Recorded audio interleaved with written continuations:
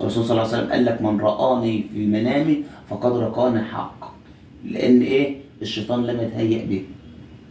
فاللي عاوز يشوف مثلا، اللي عاوز يبقى مع الرسول بيعمل له، اللي عاوز يشوف ربنا بيعمل له، واللي بيعمل له ما دام انت نيتك وعملك اللي انت تشوف الحاجه ده ايه، ربنا بيكتبها لك. يعني مثلا زي ايه؟ انت مثلا عاوز تخش كليه، مثلا كليه طب، فقعدت تذاكر وتعمل ليها وفرغت نفسك للمذاكره بس، لغايه في الاخر بتلاقي نفسك فين؟ في كليه الطب. اهو نفس الحكايه دي، ربنا انت عاوز تشوف ربنا، يبقى بتشوف ربنا قال لنا ايه نعمله ونبدا نمشي عليه. نصلي، قال لنا صلوا نصلي، نصوم نزكي، ما نعملش معاصي، نشوف المعاصي اللي ربنا حذرنا منها ايه نعملها.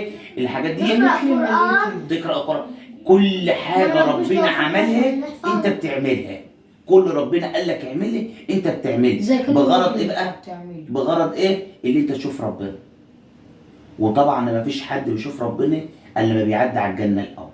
على فكره هي الجنه سبع ابواب. اول واحد، لا الجنه ديت عشان نتكلم عن الجنه والنار ديت عاوزه بيحلف بربنا اكيد يعني بيهز السبع سماوات. طبعا السبعه كلهم بيتهزوا، لان عشان تقول والله لازم بتتهز لغايه ما توصل لربنا. بيتهزوا السبع سماوات مش عرش الرحمن اللي هو عرش ربنا بعد السبع سماوات. عشان انت تحلف بربنا، عشان ربنا توصل الكلمه دي لربنا بيتعدى على كام سنه؟ 7. بتهز السبعه ولا ما بتهزهمش؟ لغايه ما توصل لعرش الرحمن، لان ربنا بيسمعها. انت بتحلف بيا، بيعمل ايه بقى؟ لو حلفت بيه كذب يعني انت كده، يعني كده بتعصي ربنا، وبتعصي ربنا عصيان درجه عاليه جدا. طب ماشي، طب يعني عشان كده كلمه والله ما تحلفش بيها كذب نهائي. كلمة والله لأن أنت بتحلف بعظمة ربنا على الحاجة دي. طب ولو حلف بالقرآن كده؟ لا المفروض أنا لما أجي أحلف بحلف بالله بس. والله طب لو يعني كلمة تقول لك والرسول حرام، أنا ما بحلفش بحياة الرسول. والقرآن غلط. والقرآن لا، انما اللي بكلمه والله ما احلفهاش الا لما يكون صدق. طب ولو واحد كان صادق وبيقول والله والتاني بيحلف بالله ماليش دعوه، كل واحد بيتحاسب على الكلمه اللي هو بيقولها او بالعمل اللي هو بيعمله.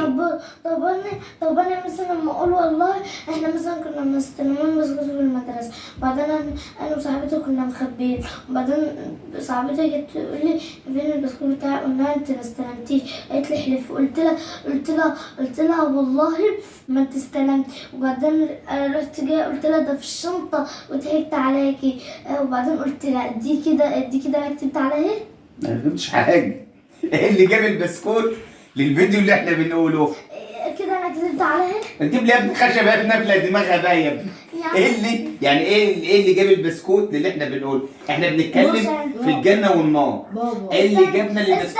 انا كده افتح دماغك كده اهو، وهات دماغك كده اهو، نضف العقل وحطه تاني. طب انا كده كدبت. انا ما اعرفش اصلا الموضوع، هنبقى نقعد انت وصاحبتك تجيب صاحبتك ونشوف مشكلتكم ايه. ننهي الفيديو احسن. يلا باي.